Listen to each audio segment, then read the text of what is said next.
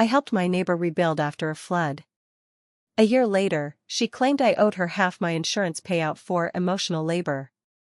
When I refused, she filed a lien on my house. I asked, "How could you twist what I gave you?" She replied, "You gave me the blueprint, now I'm just finishing the job." But when I checked the deed records, her name was already listed as. I live in Vicksburg, Mississippi. Always have. My house is old, built in the 50s, but it was paid off, solid, and mine. It sits low to the ground, not far from the Yazoo River. So when the flood hit in early 2022, I already knew it was going to be bad. But I didn't expect to see brown water halfway up my front windows. Everything inside got soaked, floors buckled, furniture ruined, appliances fried. I was sleeping on a wet mattress for 3 nights before the city even got the roads cleared enough for help to come. I remember staring at my living room wall, just watching water stains spread like disease. But it wasn't just me. The whole neighborhood was a mess. One street over, an entire row of homes had collapsed.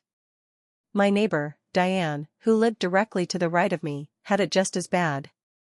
I didn't know her well, maybe said hi once or twice when we brought the trash out at the same time. She was quiet. Mid-50s, red hair going gray, always wore those long skirts even in the summer. After the flood, I saw her out there alone, pulling out wet sheetrock with a small crowbar, like she had no clue what she was doing. She looked like she hadn't slept in days. Her yard was full of trash bags and soggy furniture, just like mine. I went over, asked if she needed help. She looked up like she didn't even recognize me at first. Then she nodded. That first day, I helped her rip out carpet. She cried while we worked.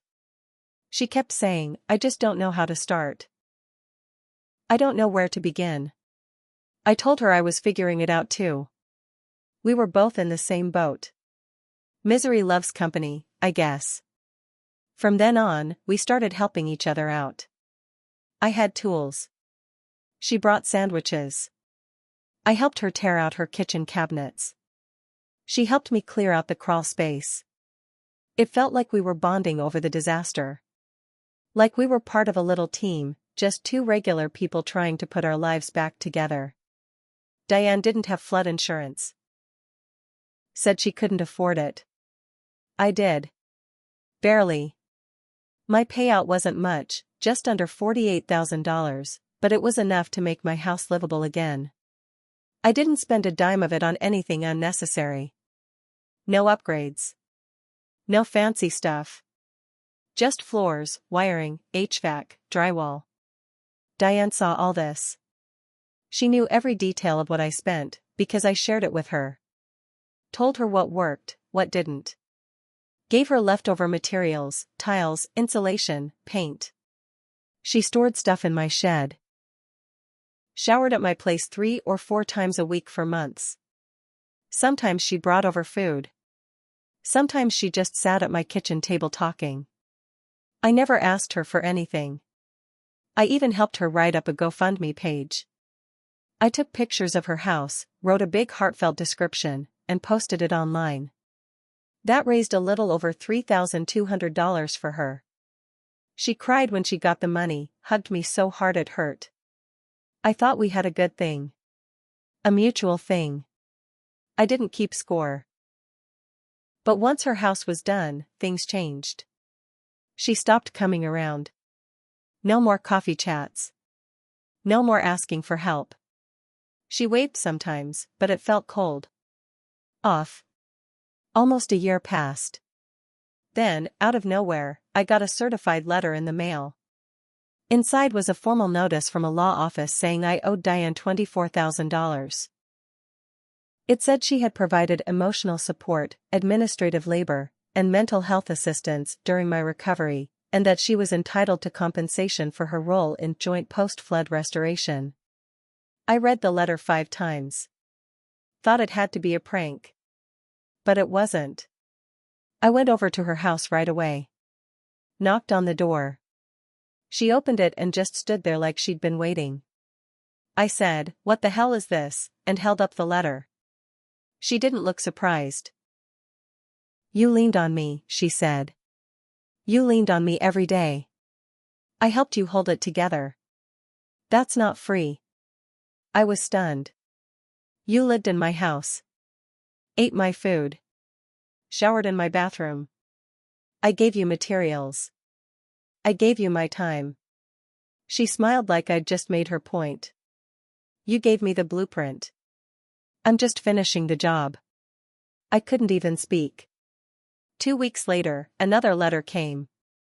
This one from the county. Diane had filed a lien on my home. I lost it. I went straight to the courthouse. Talked to the recorder's office. Asked what the hell was going on. That's when I found out.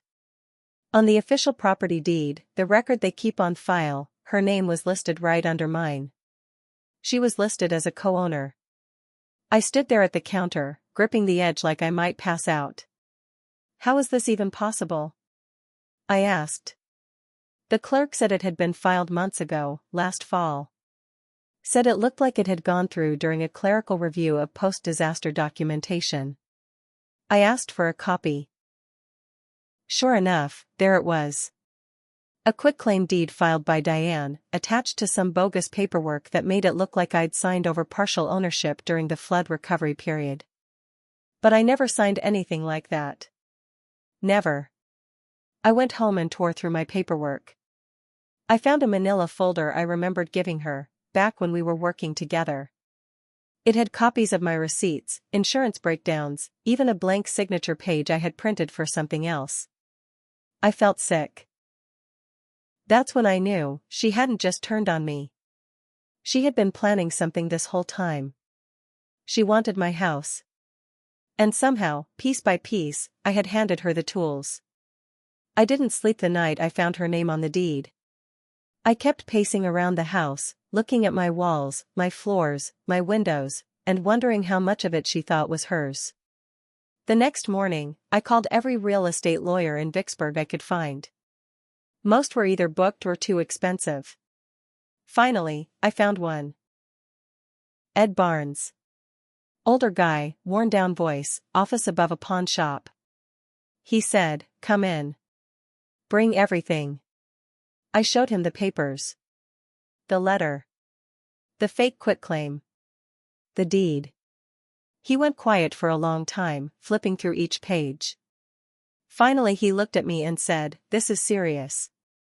She's claiming you signed over joint ownership.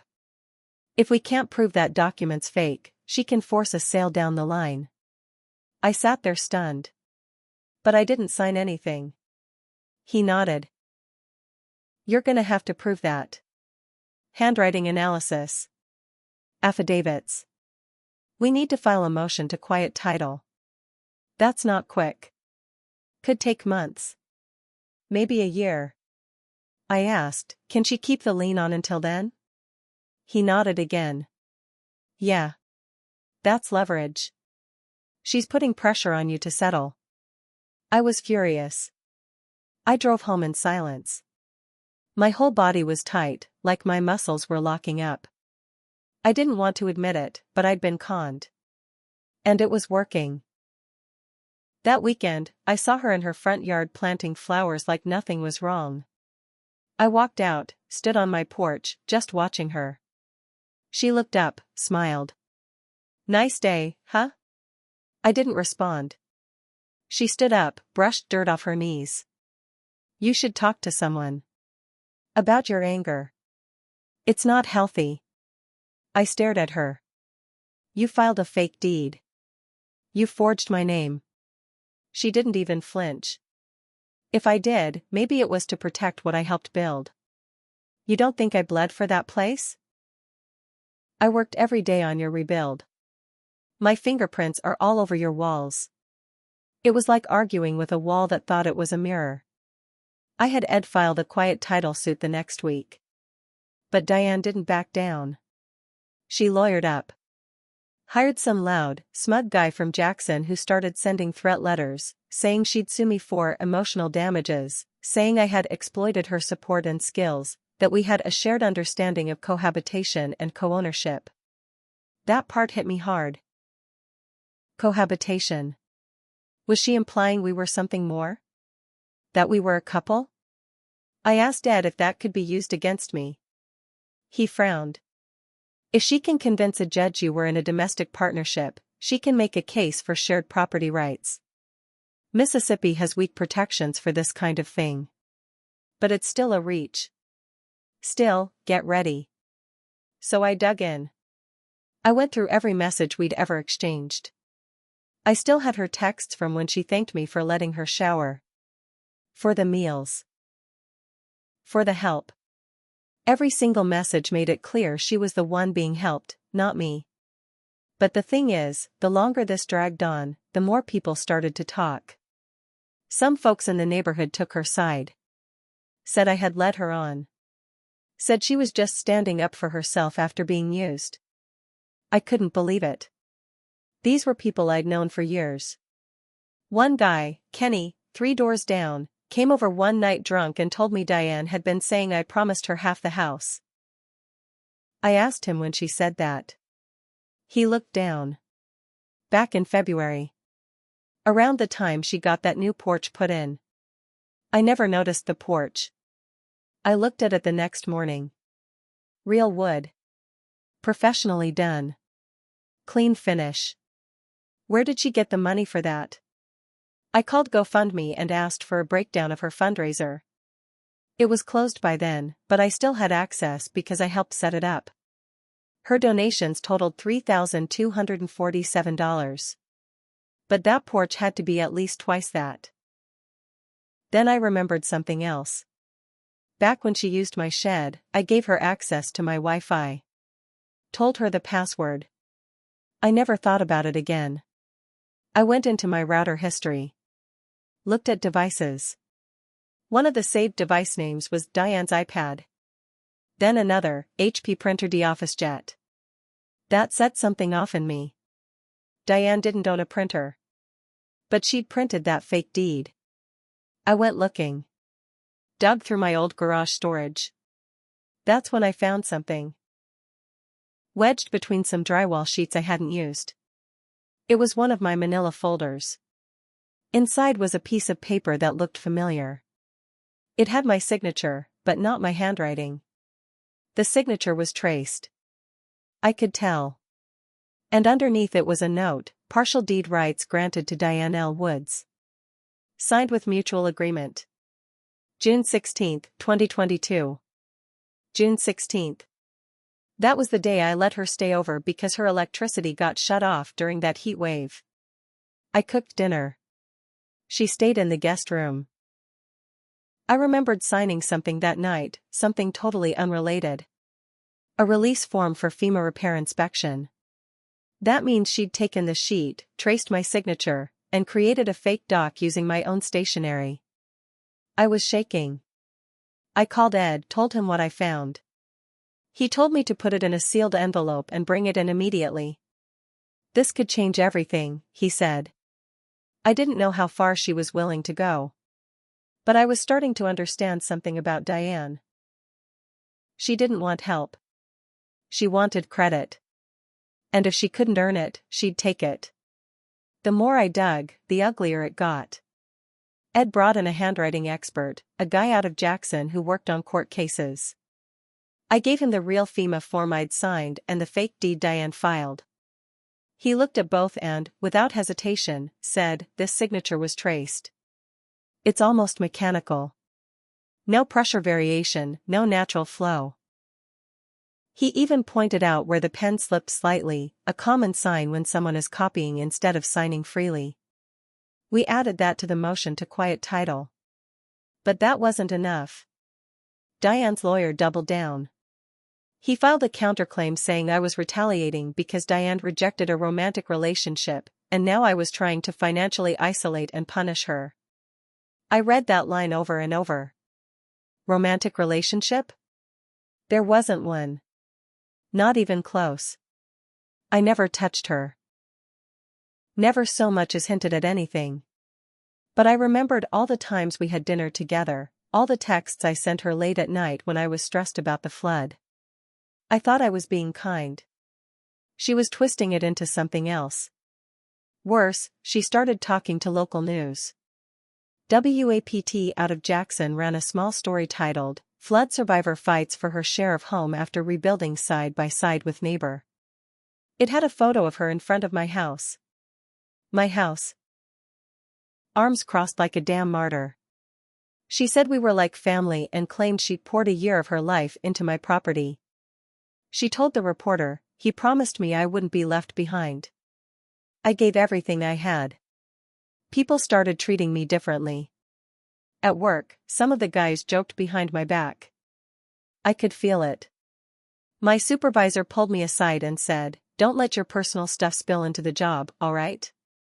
I wanted to scream. I started losing sleep.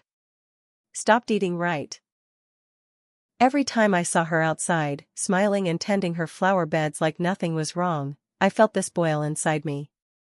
Like I'd handed someone my last life raft, and now they were poking holes in it just to see me drown.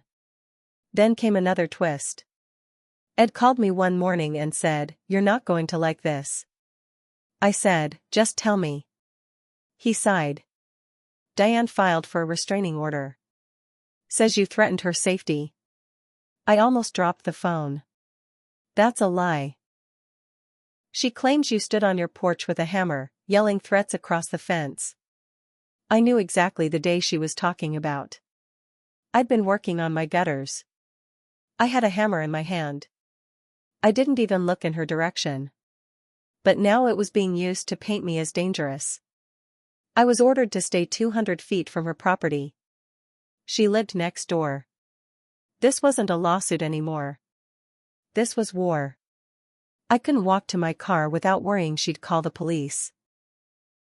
I couldn't mow my lawn if she was outside. Everything was upside down. Then something happened I wasn't ready for. My younger brother, Mark, came to visit from Hattiesburg. He's a contractor, does well for himself. He showed up, asked what the hell was going on, and I told him everything. He listened without interrupting, then walked next door and knocked on Diane's door. I told him not to. He waved me off. She opened. He talked to her for maybe 2 minutes. Then he came back, looking pale. "She said you told her you loved her," he said. "Said you made her feel safe, made promises, and then ghosted her." I stared at him. "That never happened." He looked away. "I believe you. But the way she says it? It's convincing. She's good. Like she's told that version so many times, she believes it." That's when I knew, Diane wasn't just manipulating the law. She was rewriting the entire history between us. And here's the worst part, when people tell the same story long enough, and they cry in the right spots, others believe them. It didn't matter that I had the receipts. The texts. The documents. She had the story. So I did something I should have done sooner. I checked her past. I called a buddy in county records. Asked him to run Diane's name through civil court databases. It took a few days. Then he called me back and said, "You're not gonna believe this." Turns out, Diane had filed 2 similar claims in the past 10 years, both in other counties. One was against an ex-boyfriend. Claimed cohabitation, claimed she was owed half his house. He settled out of court for a nuisance sum, probably just to make her go away. The other was against an older woman she lived with for 8 months. Said they were domestic partners and she contributed to renovations. That case was dismissed. No evidence. Both times, she played the same hand, emotional labor, shared rebuilding, blurry boundaries. This was her pattern. And now I was her latest project. I sent everything to Ed. He started drafting a supplemental filing to show the judge. We were finally gaining traction. But Diane wasn't done. That night, I came home to find red spray paint across my garage door. User. Liar. Abuser. Police came. Took pictures. I filed a report. But I knew how this would look. Restraining order in place. Ongoing property dispute. now vandalism? They questioned me for over an hour. I sat in my living room that night, lights off, door locked, and thought, she's dragging me down, and no one is stopping her. But that was about to change. Because I had a plan. And I was done playing nice. Everything came to a head 4 months later. The quiet title hearing was finally set. By then, I had stacks of evidence.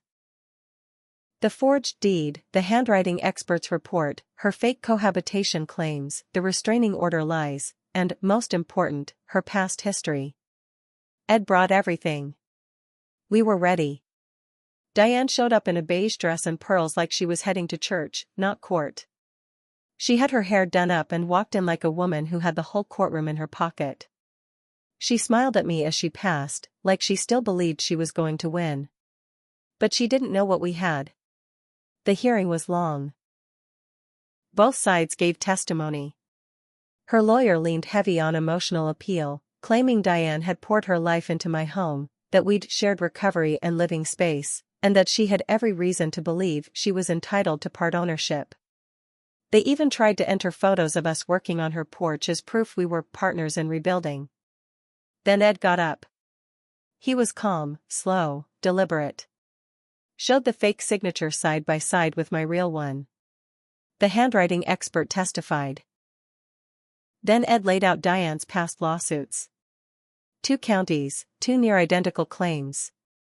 He didn't even need to say she had a pattern. The judge saw it plain. Then Ed called me up.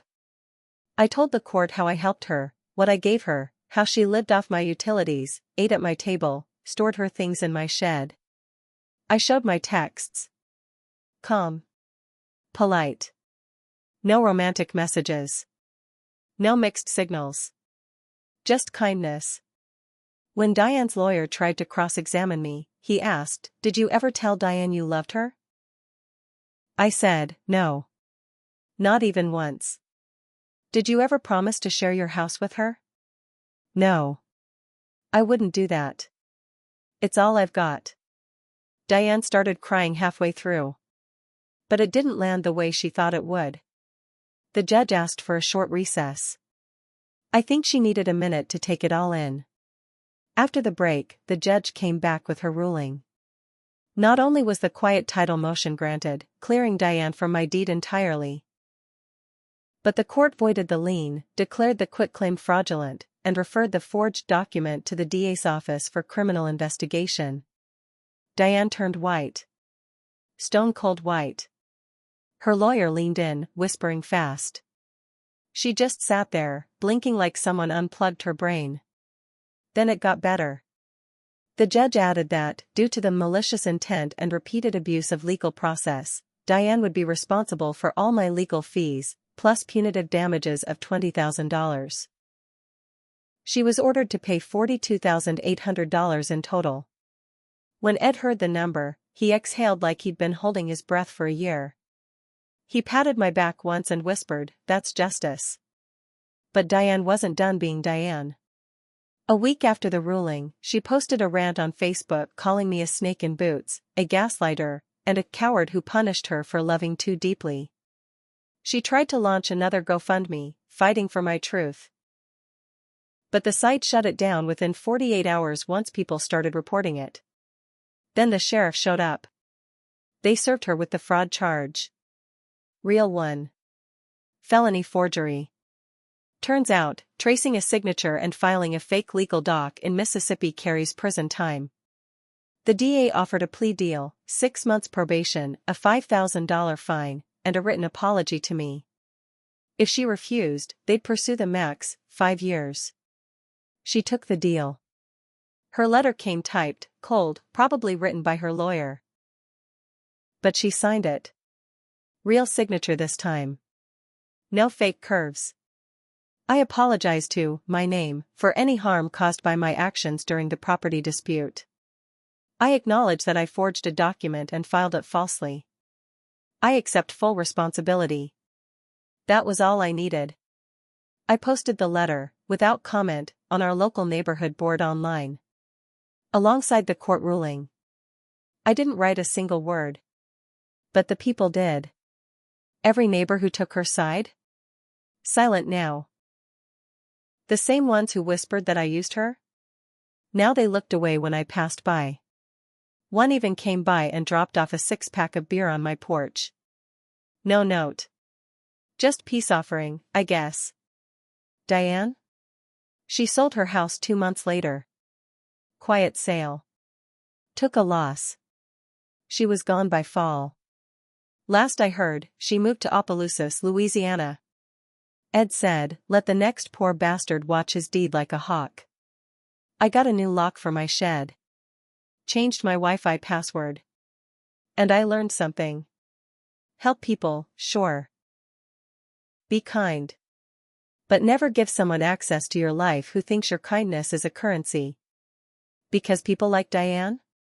They don't want to build with you. They want to claim what you already built. And if you're not careful, they'll paint themselves into the story so deep, you won't recognize what's real until they're standing on your porch, smiling, with a deed in their hand. But I got mine back.